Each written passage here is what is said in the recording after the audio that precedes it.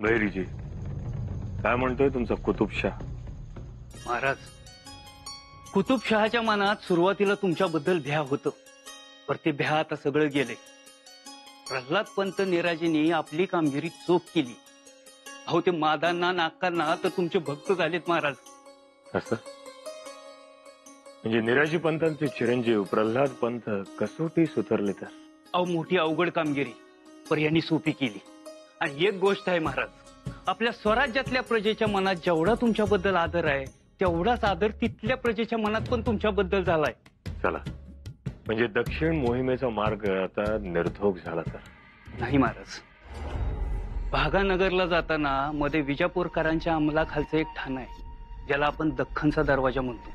कोपळचं ठाण? जी, कोपळचं ठाण. कोपळचा ठाणेदार हुसेन खान आपल्यावर हल्ल्याच्या तयारीत आहे, आणि ही खबर पक्की आहे. हुसैन खान? या हुसैन खान बद्दल प्रजेचं काय मत? प्रजा त्याच्या जुलमाला त्रासून गेलीये महाराज. ठीक, आपले काही खबरगीर तिथे ठेवा. जी महाराज. बरं, आमच्या बंधूंचं एकोजी राजांच्याही काही प्रतिक्रिया असेलच? जी महाराज.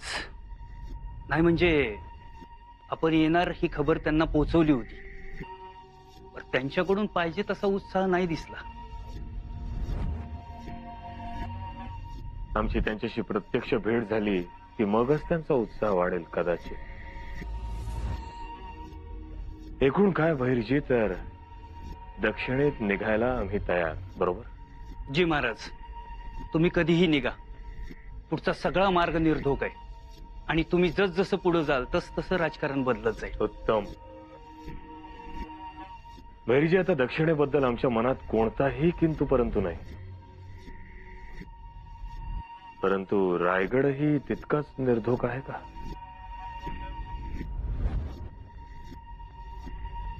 आलं लक्षात. आम्ही बाहेर पडण्या अगोदर गडावरचं वातावरण जरा चाचपून पहा. हे कमी आहे. जी. वारा नक्की कोणत्या दिशेने वाहतोय? घरांना घुशी लागतात, बिळं काढतात. आजकाल माणसांनाही कीड लागते, कित्येकांना स्वार्थाचं भिरूड लागतं. ते बघा. जी. आमची दक्षिण मोहीम निर्धोक होण्यासाठी रायगड निर्धास्त हवा. कानोसा घ्या. कोणतीही शंका आली तर आम्हाला तातडीनं कळवा. भैरजी, पुढचं जवळपास 1-1.5 वर्ष आम्ही गडावर नसणार. त्यामुळे रायगडाला जर काही धोका असेल तर तो कुठून आहे, कोणत्या दिशेने आहे हे आपल्याला कळायला हवं. घरट्याच्या आसपास सापांची चाहूल असेल तर आकाशातील उंच भरारीला काहीच अर्थ राहत नाही. कामाला लागा. फौजेची शेवटची तुकडी गडावरून बाहेर पडण्या अगोदर जर काही खबर मिळाली तर आम्ही नक्कीच त्यावर विचार करू, कारण ते स्वराज्य हिताचं असेल. जी महाराज, इत्यंभूत खबर तुमच्यापर्यंत पोहोचवतो.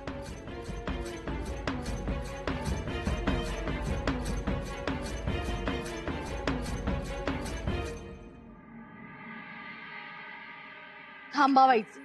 सारखं आपलं पळत असता. एक पाय घरात तर दुसरा पाय घोड्यावर. अगं, मोहिमेची तयारी सुरू आहे. मोहीम काही तुम्हाला एकट्यालाच आहे का? नेणतेपणी बी तसंच, आणि आता जाणतेपणी बी तसंच. बरं, सांग काय आहे? काय नाही, नजर काढायची होती.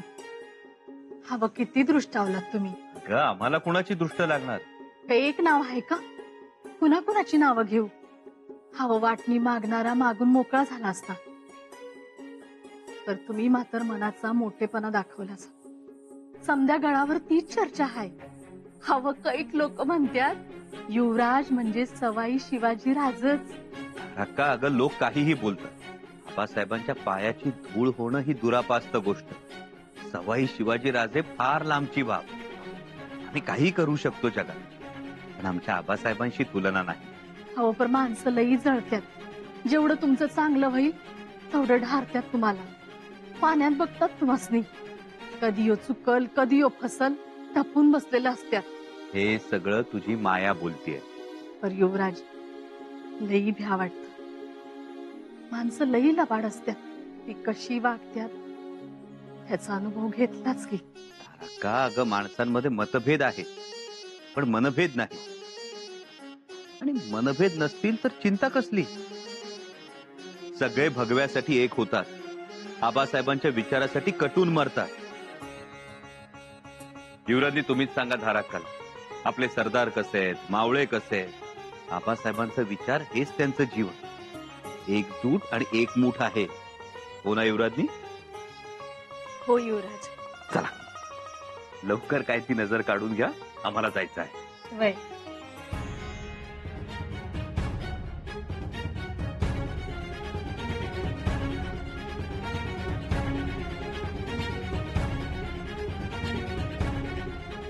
जावा आता, जावा बिनघोर.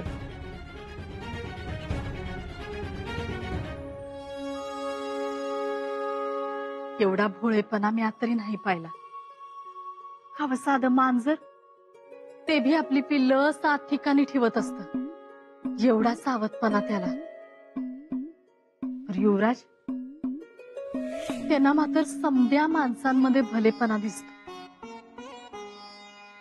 त्याचीच काळजी वाटते धारात. नाही म्हणू नका सरकार.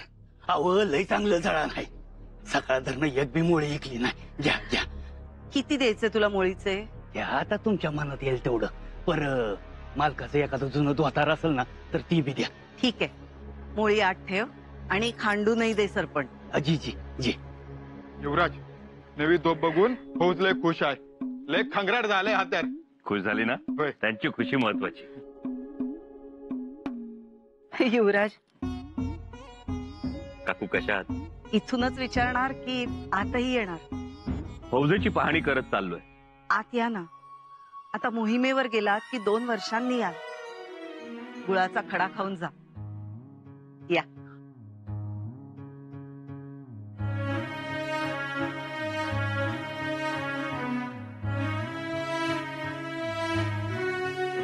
बसा, मी आलेच.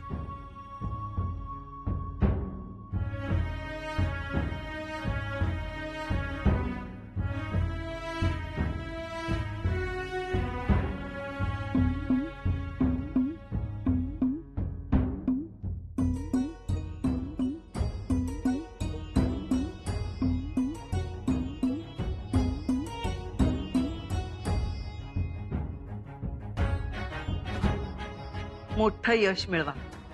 फत्ते करा मोहीम. रात्रंदिवस मेहनत करता आहात, त्याला आई भवानीच्या दरबारात दुजोरा मिळू द्या. तुमचे आशीर्वाद पाठीशी असू द्या. तोंड गोड करा. घ्या.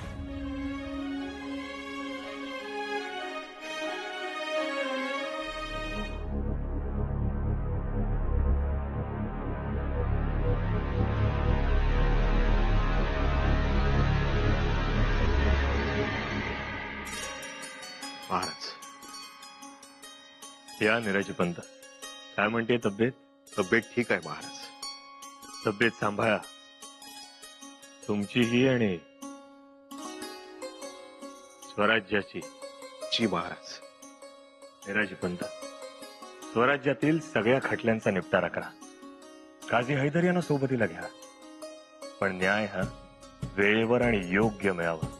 जी महाराज. महाराज, प्रल्हाद पंत आमचे चिरंजीव आलेत. तुमचे चिरंजीव आणि आमचे दक्षिणेतील कुशल वकील आहेत कुठे? या म्हणावा. जी.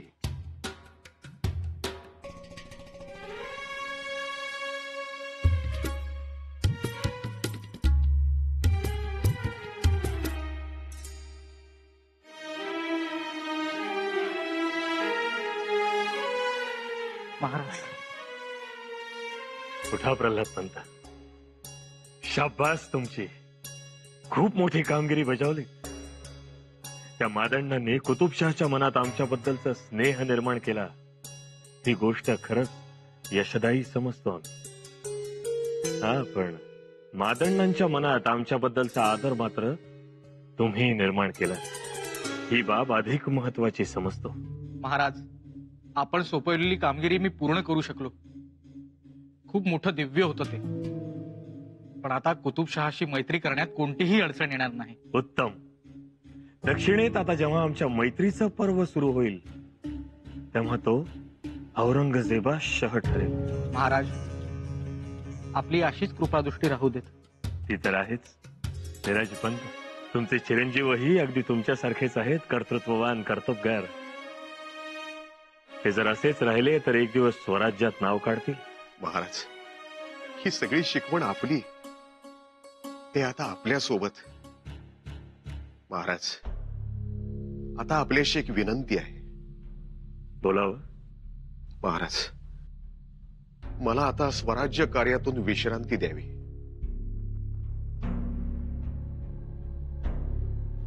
राजपंत, वयही झालं आणि आता आजारपणे पाठीशी लागले. पण मग स्वराज्य कोण सांभाळणार? आहेत तर मोरोपंत पेशवे, अनाजी पंत आहेत. झालंच तर हंबीरराव, बाळाजी चिटणीस, दत्तोपंत, आणखी बरीच. आज अचानक पेचाट टाकलं पंत. केवढे सद्भाग्य, युवराज आमच्या वाड्यात.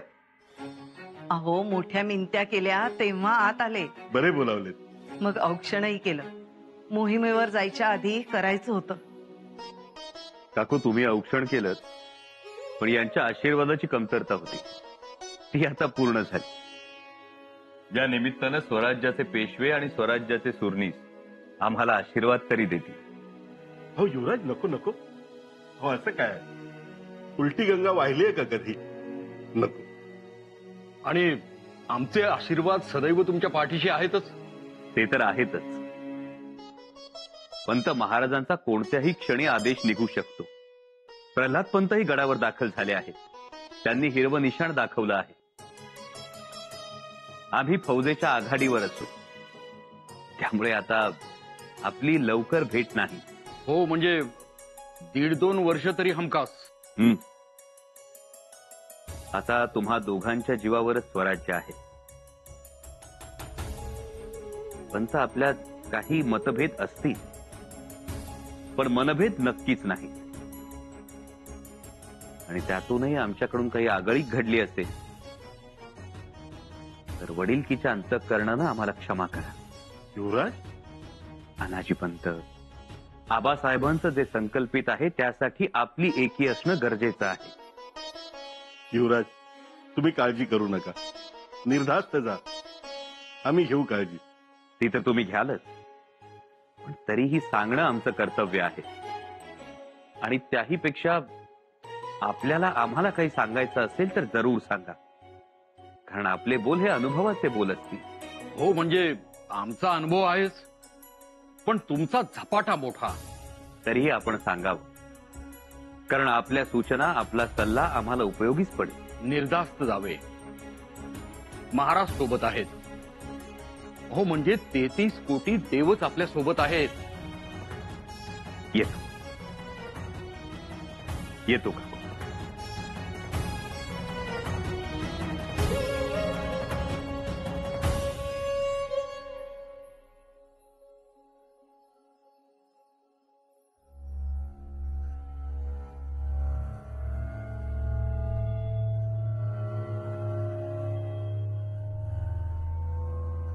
पंत,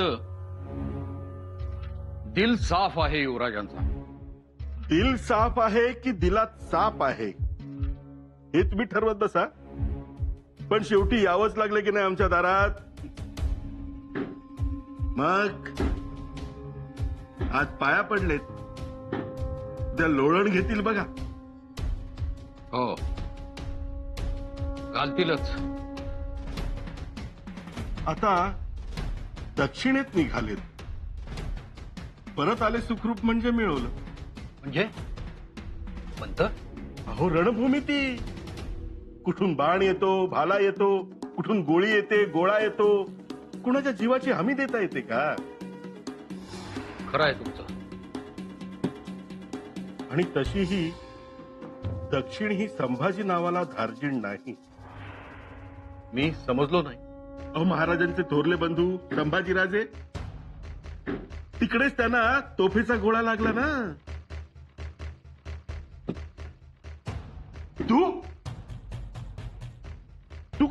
इथे काय करतोय? पंत, तुम्हाला नीट खोटही बोलता येत नाही. नाही नाही महाराज, मग अचानक हा असा निर्णय? निर्णय नाही, विनंती आहे महाराज. पंत, तुम्हाला चांगलंच ठाऊक आहे आम्ही दक्षिण दिग्विजयच निघालो आहोत, आणि या अशा आणीबाणीच्या वेळी तुम्ही निवृत्तीची विनंती मागता आहात. ही गोष्ट आम्हास रुचली नाही. महाराज तसे काहीही मनात आणू नये. आमच्या मनात काहीच नाहीये पंत. तुमचं मन साफ करा. आजारपणाच्या मागे दडून चिरंजीवांना पुढे करू नका. महाराज, काय झालंय पंत? या मोहिमेबद्दल तुमच्या मनात काही किंतु परंतु? आमच्या मनात कोणताही किंतु परंतु नाही, पण दक्षिण मोहिमेस आपण दोघा पितापुत्रांनी एकत्रित जाऊ नये. कारण आपण दूरचे पाहण्यात समर्थ आहात, परंतु रणांगणावर कोणती वेळ कशी येईल हे सांगता येत नाही. म्हणून आमची एवढी विनंती होती की परंतु बाबा, दक्षिण अशी अडचणीची नाही. दक्षिणेचे वातावरण तर असे आहे की ज्या दिवशी आपल्या फौजा कूच करतील त्या दिवशी आपल्याला दक्षिण काबीज करता येईल. हुसेन मियानीचा विरोध होईल, पण तो सहज मोडून काढता येईल. आमच्या डोळ्यासमोर देवगिरी दिसतो. देवगिरीचा पितापुत्रांचा जसा एकत्रित पराभव झाला, त्यामुळे देवगिरीचा एकाच वेळी धाक संपला. पित्याचा पराभव झाला, आता पुत्र येईल असा धाकही गनिमासमोर राहिला नाही. त्यामुळे देवगिरीच्या साम्राज्याची बघता बघता धुळधाण झाली. म्हणून म्हणतो, आपण पहिल्या ठेचा लक्षात घ्याव्यात. तुमच्या म्हणण्याचा रोख लक्षात आलाय आमच्या. आणि रायगडावरही नीट लक्ष राहणं गरजेचं.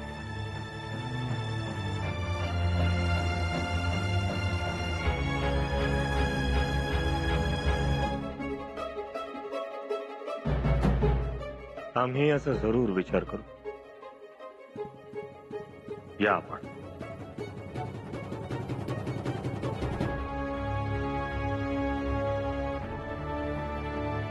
निराजी पंतांनी देवगिरीच्या पितापुत्रांच्या पराभवाचं कारण सांगितलं, पण प्रधान हेमाड पंतांविषयी बोलायचं मात्र टाळलं.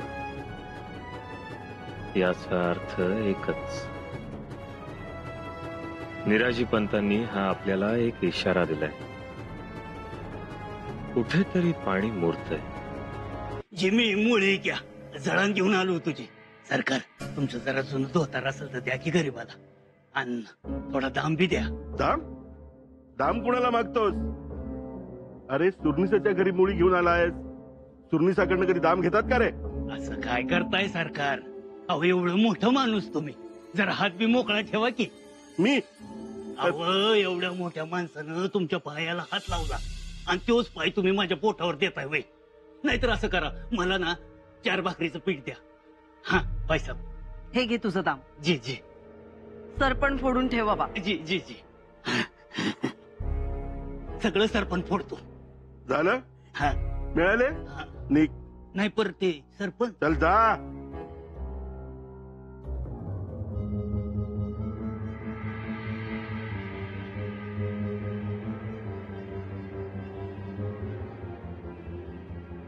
पंत, मखलाशी बघितलीत का? आमच्या पाया पडायचं म्हणत होते. एवढे ताठ युवराज एवढे वागतात? पंत, तुमची कुठंतरी गफलत होतीये. गफलत तुमची होतीये पंत. अहो, हेच ते युवराज ज्याने आपल्या दोघांना चोर, द्रव्य चोर मंत्री म्हटले होते. विसरलात? विसरलो नाही, पण पंत, आपण ती एकच गोष्ट धरून बसलोय. अहो, नामुष्कीच धरून ठेवायची असते. आणि दुसरी गोष्ट, आपण नाही धरली तर ती आपल्याला सोडत नाही. हेही खरंच म्हणा. प्रत्येक ठिकाणी आपला पाण उतारा केला आणि आता आलेत लोणी लावायला. पण त्यांना कुठे माहिती आहे हा अनाजी? पण पंत, आम्ही काय म्हणतो आहोत, ते जर झालं गेलं विसरून जा असं म्हणत असतील तर आपण कशाला या गोष्टी ताणून धरायच्या? पंत, तुमच्यापेक्षा ना तो मोळी विक्या बरा. अहो, त्याची निदान स्वतःची कुऱ्हाड तरी आहे, कासरा तरी आहे. अहो, पण तुमच्याकडे तर काहीच नाही. असं नाही पण पण आता 2 वर्ष आपल्याला रान मोकळं आहे. तुम्ही बघा तर. पंत महाराज आहेत ते. काही चुकीचं कराल तर फसाल.